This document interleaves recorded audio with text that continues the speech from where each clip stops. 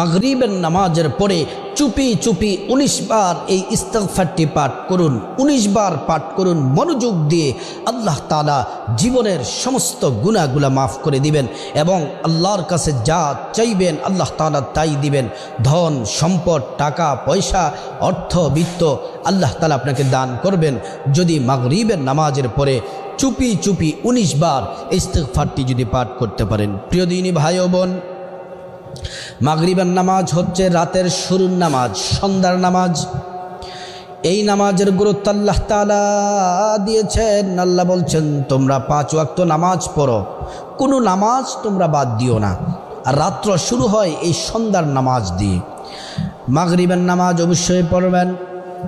মাগরিবের নামাজ হচ্ছে 7 রাকাত, 3 রাকাত ফরজ, 2 রাকাত সুন্নাত, 2 রাকাত নফল।